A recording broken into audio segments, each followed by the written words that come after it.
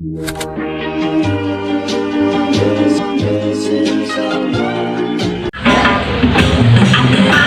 guys! It's me, your bubbly girl, Isna, but my full name is Krishna Joy Roderos. So, ang video natin ngayon is ipapakita ko sa inyo kung paano ko inaalagaan ang sarili ko. Magsimula na tayo! Bye!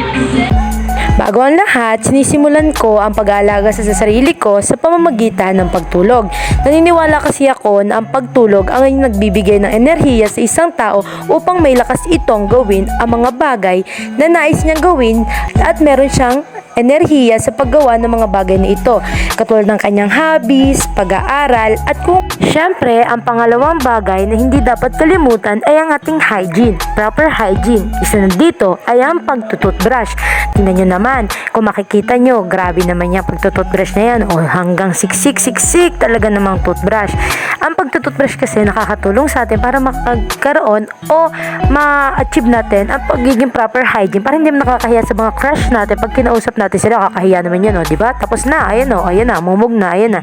Tapos na, yan ang pangalawa, ay ang pagtututbrush. Ngayon naman ay naghihilamos tayo. Ito ang pangatlo sa pag-aalaga ko sa sarili ko. Hindi ako gumagamit ng iba't ibang sabon dahil okay naman na sa akin ang tubig lang. Naiiwasan ko ang pagkakaroon ng pimples. Yun lang. Ang pangapat naman ay ang paglalagay ng simpleng powder at makeup sa mukha. Para naman hindi tayo mukhang losyang. Syempre naman, di ba dapat alagaan natin kasi nasa stage na tayo ng pagdadalaga. Dapat hindi natin pabayaan yung mga sarili natin. Sa simpleng bagay lang, mapapanatili natin ang pag-aalaga dito kahit hindi tayo mag-put ng sobrang dami, sobrang kapal, yung simplihan lang at saka yung babagay lang sa mga mukha natin. Ang isa sa parte ng self-care ko ay ang pagbibigay ng oras sa aking sarili. Dito ko inilalaan yung oras na mga gusto ko, paggawa sa mga bagay na nakakahiligan ko. Isa na dito ay ang pagbabasa ng libro o yung mga Wattpad book. Isa kasi ito sa mga nakakapagpatanggal ng stress ko o kaya pag napapagod ako, ito yung ginagawa ko. Lalo na pag gusto ko matulog, ito muna yung ginagawa ko kasi dito ako mas nakakatulog. Siyempre naman, hindi mawawala ito. Ito ang bagay na paborito ko sa lahat. Ito ay ang pagkain. Sino ba naman ang hindi magkakagusto o hindi mahihilig sa pagkain? Ito ay isa sa mga bagay na masasabi ko nakasali sa self-care ko. Dahil ito ang nagbibigay sa akin ng enerhiya at ito ang nakakapagbigay sa akin ng lakas dahil mahilig akong kumain ng iba't ibang bagay. Mahilig na ako sumubok at kahit saan naman ako'y nakain, tingnan nyo naman yan. O sige, subo lang. Mahilig talaga ako kumain. Kaya isa sa self-care. Sa henerasyon natin ngayon, ito ang bagay na hindi mawawala talaga. Ang pagsi-cellphone or pag-gadget. Isa ito sa self-care ko dahil minsan, pag nanonood ako, nasi-cellphone ako, nakakakita ako ng mga bagay na nakakatuwa, na makakapagpasaya sa akin, o minsan makakalimutan ko pa ang mga iniisip kong problema dahil sa mga napapanood ko. Isa sa self-care ko, syempre hindi mawawala ang pagiging aesthetic. Dapat hindi mawawala ang confidence natin sa sarili natin sa pamamagitan ng pagpapakita ng iba't ibang style. Ako sa pananamit ko siya pinapakita katulad na lang ng mga naandyan, di ba? Masasabi mo na lang talaga na be confident on yourself and on your... Dahil nga nasabi ko na ang pagpapakita ng confidence or paglalabas ng confidence mo sa sarili, ako ay isang babae na malakas ng loob na hindi natatakot magpakita ng confidence. Sa pagpapatuloy na sinabi kong confidence sa aking self-care, ito pa ang isang video na nagpapakita ng aking confidence, ang pag-acting. Ma, pwede ko ba makausap? Ay, naku, problema ka ba? Maupo na lang. Ganito kasi yan eh.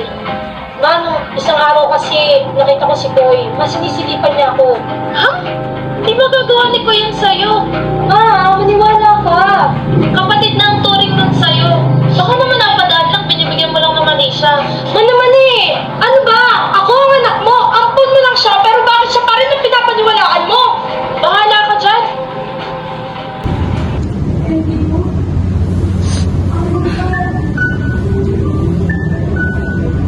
Ginagawa mo dito, Shanda. Pumunta ka dito para makita akong nagbubusan tao ng mga tila. Hindi. Hindi mo gusto mahal. Mahal na mahal kita. Iniiyak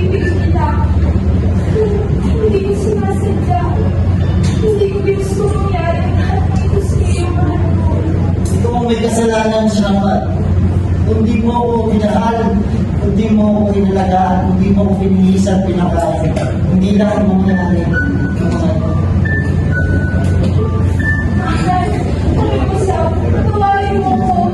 Ang lahat na ngayon ay dahil sa kasakiman. Ngunit totoo, iniibig kita. Alis ka na! Hindi ko kayang iwan.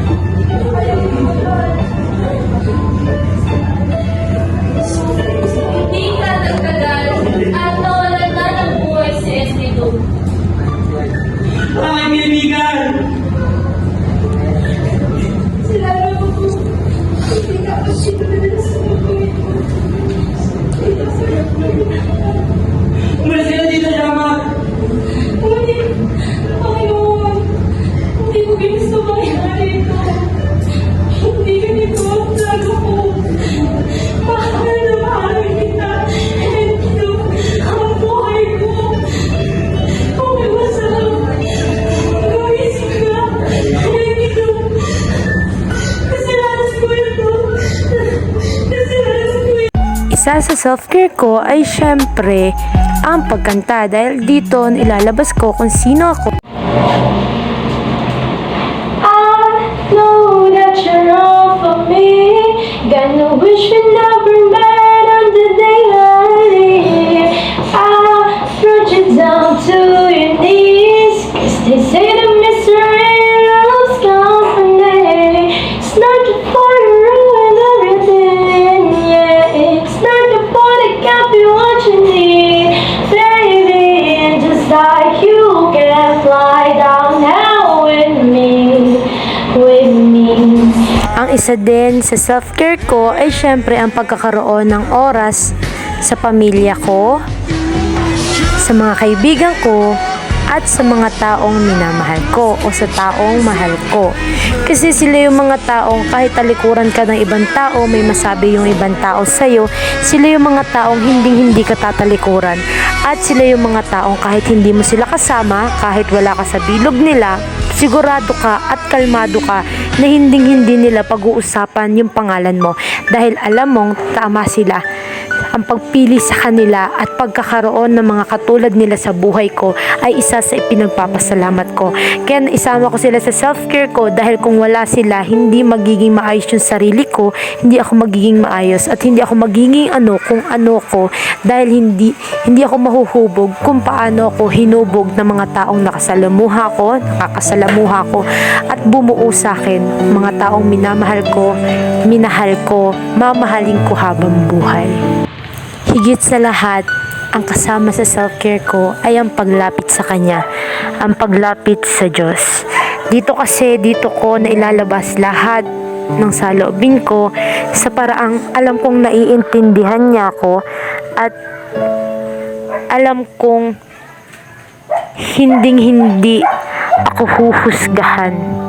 Siya ang nakakapagpalagay sa loob ko na kahit anong mangyari, hindi dapat ako sumuko. Siya ang nagbibigay ng lakas, ang kinakapitan ko ng bawat tao. Isa siya sa self-care ko dahil alam kong isa siya sa humuhubog at tumutulong sa akin sa magulang ko upang maging kung sino man ako ngayon. Naniniwala din ako na siya ang higit sa lahat na hindi tatalikod sa akin, sa mga tao, kahit ano pa mang kasalanan o kamalian na nagagawa natin.